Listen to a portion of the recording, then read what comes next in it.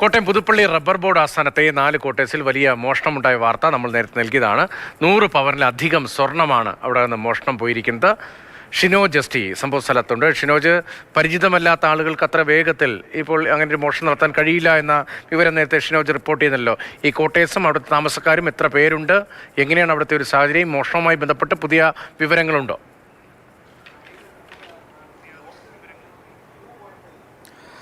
രതീഷ് ആദ്യം സൂചിപ്പിച്ചത് തന്നെയാണ് ഏറ്റവും പ്രധാനപ്പെട്ട കാര്യം. പരിചിതമല്ലാത്ത ആളുകൾക്ക് അങ്ങനെ അകത്ത് പെട്ടെന്ന് കയറാൻ പറ്റുന്ന സ്ഥലമല്ല ഈ പുതുപ്പള്ളി റബ്ബർ ബോർഡ് ആസ്ഥാനം എന്ന് പറയുന്നത്. പ്രത്യേകിച്ച് മുൻവശത്ത് സെക്യൂരിറ്റി ഉണ്ട്, 2-3 സെക്യൂരിറ്റി ഉണ്ട്, രാത്രിയും അവിടെ ഇതുണ്ട്, കാവലുണ്ട്.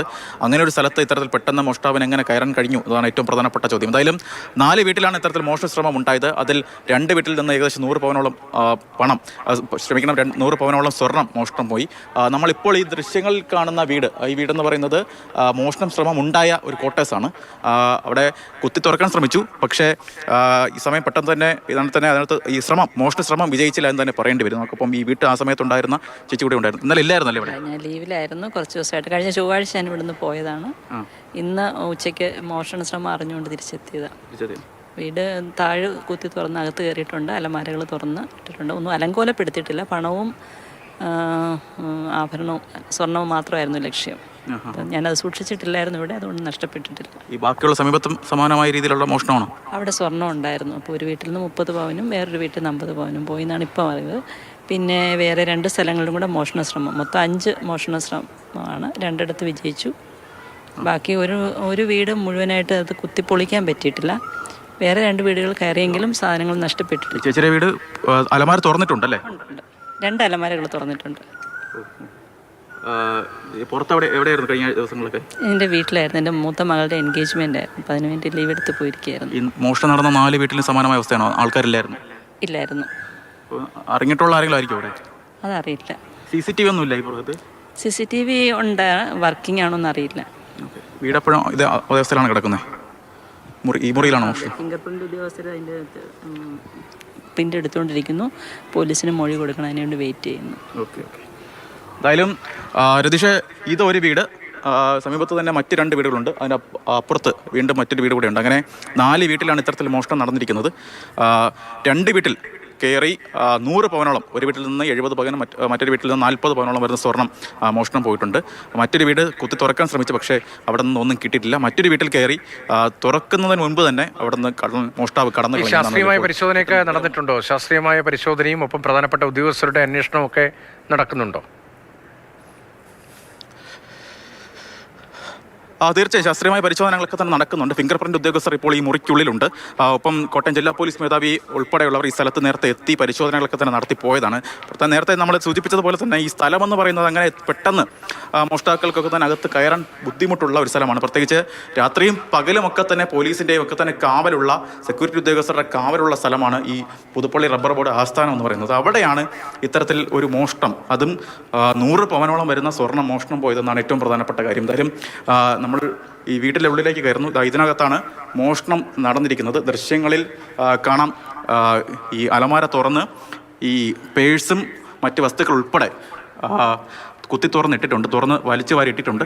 പക്ഷേ ഭാഗ്യമെന്ന് പറയാം, ഈ വീട്ടിലുണ്ടായിരുന്ന ആളുകളും തന്നെ സ്വർണ്ണം മറ്റു ഉൾപ്പെടെയുള്ള കാര്യങ്ങളൊക്കെ തന്നെ ഇവിടെ സൂക്ഷിച്ചിട്ടില്ലായിരുന്നു. അതുകൊണ്ട് അവർക്ക് നഷ്ടമൊന്നും സംഭവിച്ചില്ല. പക്ഷേ സമീപത്ത് തന്നെ 2 വീടുകളിൽ അവർക്ക് വലിയ നഷ്ടമാണ്. ഒരു വീട്ടിൽ നിന്ന് 70 പവനും മറ്റൊരു വീട്ടിൽ നിന്ന് 40 പവനോളം സ്വർണ്ണമാണ് നഷ്ടപ്പെട്ടിരിക്കുന്നത്. മാത്രമല്ല പണത്തിൻ്റെ അളവ്, ഈ സൂക്ഷിച്ചിരുന്ന പണത്തിൻ്റെ അളവ് കൃത്യമായി ഇപ്പോഴും പോലീസിന് ഒരു വ്യക്തതയില്ല. കാരണം ഈ വീട്ടിലുള്ള ആളുകളൊക്കെ തന്നെ എത്രത്തോളം പണം ഇവിടെ സൂക്ഷിച്ചുകൊണ്ട് സംബന്ധിച്ച് അവർക്കും ഒരു വ്യക്തതയില്ല. അവരെല്ലാം തന്നെ നാട്ടിൽ പോയിരിക്കുകയാണ് നിലവിൽ. ഇപ്പോൾ അവിടെ നിന്ന് വന്നാൽ മാത്രമേ എത്രത്തോളം സ്വർണം അതുപോലെ തന്നെ പണം ഉൾപ്പെടെ നഷ്ടപ്പെട്ടിട്ടുണ്ടെന്നൊരു വ്യക്തത ഉണ്ടാവുകയുള്ളൂ. അതായത് എല്ലാവരും ഇപ്പോഴും സ്ഥലത്തില്ല, അവരൊക്കെ എത്തുന്നതേ ഉള്ളൂ. വലിയ മോഷണമാണ്. ഇപ്പോൾ സ്വർണത്തിന് പൊള്ളുന്ന വിലയാണ്. ഇന്നൊരു പവൻ്റെ മാർക്കറ്റ് വില 1,10,000-ൽ എത്തി എന്നാണ് നമ്മൾ നേരത്തെ നൽകിയ വാർത്തയിലുള്ളത്. അതിനടുത്താണുള്ളത്. മാത്രമല്ല ആഭരണം എന്ന് പറയുമ്പോൾ അതിനേക്കാൾ വലിയ വിലയാണ്. അപ്പോൾ 100-110 പവൻ എന്ന് പറയുമ്പോൾ 1 കോടിക്ക് പുറത്ത് വലിയ മോഷണമാണ് അവിടെ സംഭവിച്ചത്. ആ ഗൗരവത്തിലുള്ള അന്വേഷണം തന്നെയാണ് ഇപ്പോൾ നടക്കുന്നത്, അല്ലേ? തീർച്ചയായും രതീഷ്, കാരണം ആ തരത്തിൽ പ്രത്യേകിച്ച് സൂചിപ്പിച്ചതുപോലെ തന്നെ കോടിക്കണക്കിന് രൂപയുടെ മൊത്തത്തിൽ ആകെ നോക്കുകയാണെങ്കിൽ കോടിക്കണക്കിന് രൂപയുടെ മോഷണമാണ് നടന്നിരിക്കുന്നത്. അതിനാൽ തന്നെ ആ ഒരു ഗൗരവം പോലീസിൻ്റെ ഭാഗത്തു നിന്ന് ഉണ്ടാകുന്നുണ്ട്. ജില്ലാ പോലീസ് മേധാവി തന്നെ നേരത്തെ നമ്മൾ സംസാരിക്കുന്ന സമയത്ത് പറഞ്ഞത് കൃത്യമായിട്ടുള്ള അന്വേഷണം, പ്രത്യേകിച്ച് സമീപത്തെ ഈ പുതുപ്പള്ളി റബ്ബർ ബോർഡ് ആസ്ഥാനത്ത് CCTVകളൊന്നും തന്നെ വർക്കിംഗ് അല്ല എങ്കിൽ പോലും സമീപത്ത് തന്നെ മറ്റു ചില CCTV ദൃശ്യങ്ങളൊക്കെ തന്നെ അവർ ഇതിനോട് തന്നെ പരിശോധിച്ചിട്ടുണ്ട്. അങ്ങനെയുള്ള അന്വേഷണമാണ്. പ്രത്യേകിച്ച് ഈ സ്ഥലത്തെക്കുറിച്ച് കൃത്യമായ ധാരണയുള്ള ആരോ ആണ് ഇത്തരത്തിൽ മോഷണത്തിന് പിന്നിലെന്നാണ് പോലീസിൻ്റെ പ്രാഥമികമായ നിഗമനം എന്ന് പറയുന്നത്. കാരണം ഈ ആളില്ലാത്ത വീടുകൾ മാത്രം നോക്കിയാണ് തിരഞ്ഞു പിടിച്ചാണ് ഇപ്പോൾ മോഷണം നടന്നിരിക്കുന്നത്. നമ്മൾ നേരത്തെ സംസാരിച്ച ചേച്ചി പറഞ്ഞതുപോലെ അവർ മകളുടെ ഒരു വിവാഹാലോചനയുമായി ബന്ധപ്പെട്ട് ചില കാര്യങ്ങൾക്ക് വേണ്ടി നാട്ടിലായിരുന്നു. ഈ മോഷണം നടന്ന 4 വീട്ടിലും സമാനമായ രീതിയിൽ അവരെല്ലാം തന്നെ പുറത്തു പോയിരുന്ന സമയത്താണ് ഇത്തരത്തിൽ മോഷണം നടന്നിരിക്കുന്നത്. പുലർച്ചെ 12 മണിക്ക് ശേഷമാണ് മോഷണം നടന്നത് കൂടി പോലീസ് പറയുന്നുണ്ട്. അങ്ങനെ കൃത്യമായി ഈ വീട്ടുകാരെ പറ്റി, നാട്ടുകാർ ഈ സ്ഥലത്തെ പറ്റി കൃത്യമായ രീതിയിൽ അറിവുള്ള ആരോ ആണ് ഇത്തരത്തിൽ മോഷണത്തിന് പിന്നിലെന്നാണ് നിലവിൽ പോലീസിന്റെ പ്രാഥമികമായ നിഗമനം എന്ന് പറയുന്നത്. ചേട്ടാ, ഇന്നലെ ഉണ്ടായിരുന്നു ഇവിടെ? ഉണ്ടായിരുന്നു. സൗണ്ടൊന്നും കേട്ടില്ല. ചെറുതായിട്ട് സൗണ്ട് ഒരു 2 മണിക്കും 3 മണിക്കും ഇടയ്ക്കൊരു തട്ടുന്ന മുട്ടുന്ന പോലൊരു സൗണ്ട് കേട്ടു. പട്ടി ശബ്ദം ഉണ്ടാക്കുന്ന കേട്ടു. പക്ഷേ അത് ഇങ്ങനത്തെ ഒരു ആണെന്ന് നമുക്ക് തോന്നിയില്ല. ആരെങ്കിലും ഉറങ്ങാത്ത ആൾക്കാർ ക്വാർട്ടേഴ്സിലാണെന്നാണ് വിചാരിച്ചത്. അതുകൊണ്ട് എഴുന്നേറ്റ് നോക്കിയില്ല. ചേട്ടാ എവിടെ താമസിക്കുന്നത്? ഞാൻ ഇതിൻ്റെ മുകളിൽ. അതായത് ഈ മോഷണം നടന്ന വീട്ടിൽ തൊട്ട് മുകളിലാണ് താമസിക്കുന്നത്? അതെ അതെ. അത്ര ശബ്ദമൊന്നും കേട്ടില്ല. ചെറിയ ശബ്ദം കേട്ടു. തട്ടോ മുട്ടോ ചെയ്യുന്ന പോലെ കേട്ടു. ഒരു പക്ഷെങ്കിൽ ലോക്ക് തുറന്നോ മറ്റോ ആയിരിക്കാം. അപ്പോൾ എന്തായാലും ഈ നമ്മളിപ്പോൾ കണ്ട ഈ കോട്ടേഴ്സിന് അതിന് മൊത്തം 3 നിലയാണുള്ളത്. അതിൽ താഴത്തെ നിലയിലാണ് നമ്മൾ നേരത്തെ സംസാരിച്ച ചേച്ചി താമസിക്കുന്നത്. അവരുടെ മുകളിലത്തെ നിലയിലൊക്കെ തന്നെ ആൾക്കാരുണ്ട്. അതിനാൽ തന്നെ അവിടെ ഒന്നും കയറിയിട്ടില്ല. പകരം ഈ ആളില്ലാത്ത വീടുകൾ മാത്രം തിരഞ്ഞു പിടിച്ചാണ് ഇപ്പോൾ ഇത്തരത്തിലൊരു വലിയ മോഷണം, ഏകദേശം കോടികൾക്ക് മേലെ വരുന്ന മോഷണം ഇത്തരത്തിൽ നടന്നിരിക്കുന്നത്. എന്തായാലും മറ്റുള്ള ഈ വീടുകളെ സംബന്ധിച്ച് അവരെ സംബന്ധിച്ച് എന്തെങ്കിലും വിവരങ്ങളെല്ലാം കിട്ടിയിട്ടുണ്ടോ?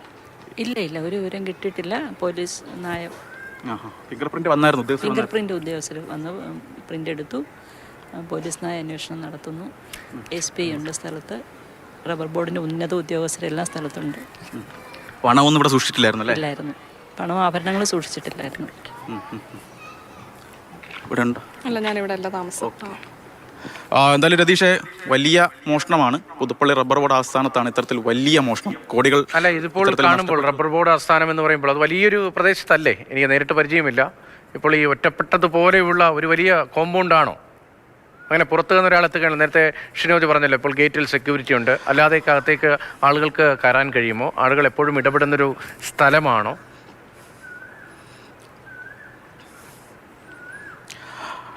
രതീഷ, ഈ പ്രദേശം എന്ന് പറയുന്നത് ആർക്കും തന്നെ പെട്ടെന്ന് കയറി ചെല്ലാൻ പോലും കഴിയാത്ത സ്ഥലമാണ്. പ്രത്യേകിച്ച് നമ്മൾ തന്നെ നേരത്തെയൊക്കെ തന്നെ പുതുപ്പള്ളി റബ്ബർ ബോർഡ് ആസ്ഥാനത്തേക്ക് എത്തുന്ന സമയത്ത് പുറത്ത് കാവലായിട്ട് സെക്യൂരിറ്റി ഉണ്ട്. അവർ തന്നെ നമ്മളോട് തന്നെ ചോദിക്കും, എന്താണ് ആവശ്യമെന്ന് ചോദിക്കും. എന്നാൽ മാത്രമേ അകത്തേക്ക് കയറ്റി വിടുകയുള്ളൂ.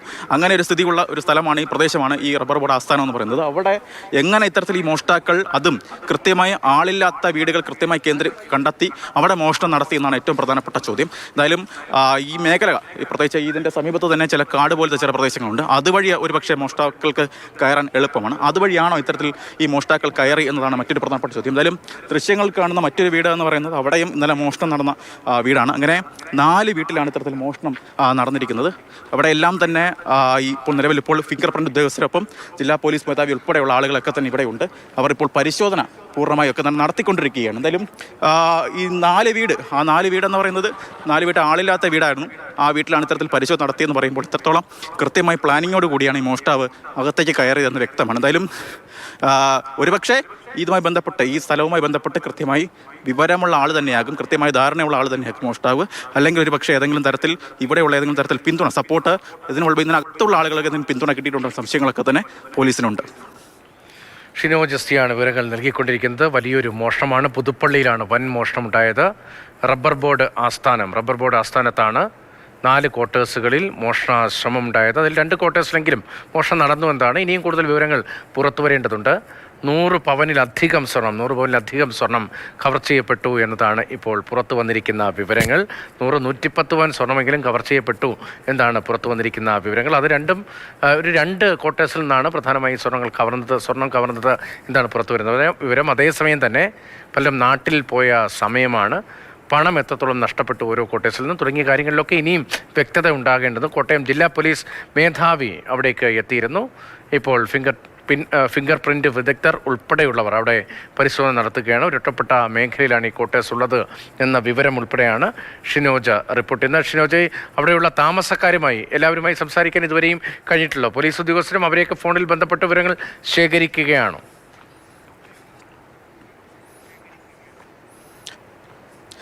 തീർച്ചയായും രതീഷ്, കാരണം ഈ പോലീസ് ഉദ്യോഗസ്ഥർ ആദ്യഘട്ടത്തിൽ തന്നെ ഇതുമായി ബന്ധപ്പെട്ട നാട്ടുകാർ ഇതിവിടെ താമസിക്കുന്ന ആളുകളിൽ നിന്നൊക്കെ തന്നെ വിവരങ്ങൾ ശേഖരിക്കാനാണ് ആദ്യഘട്ടത്തിൽ തന്നെ ശ്രമം നടത്തി. ചേട്ടാ, ഇവിടെ മോഷണം നടന്ന സ്ഥലം എവിടെയാണ്? ഇത് അവിടെ ആ ക്വാർട്ടർ, ഏറ്റവും ലാസ്റ്റിലത്തെ ക്വാർട്ടർ. അവിടെ നിന്ന് പണം പോയിട്ടുണ്ടല്ലേ? പോയിട്ടുണ്ട്, സ്വർണം പോയിട്ടുണ്ട് എന്നാ പറയുന്നത് അവര്. ഓക്കെ. ഇവിടെ ഉണ്ടായിരുന്നു ചേട്ടാ ഇന്നലെ? ഇല്ല, ഞങ്ങളുടെ വീട്ടിലും അറ്റംപ്റ്റ് നടന്നിട്ടുണ്ട്, പക്ഷെ അവർക്ക് ബ്രേക്ക് ചെയ്യാൻ പറ്റിയില്ല.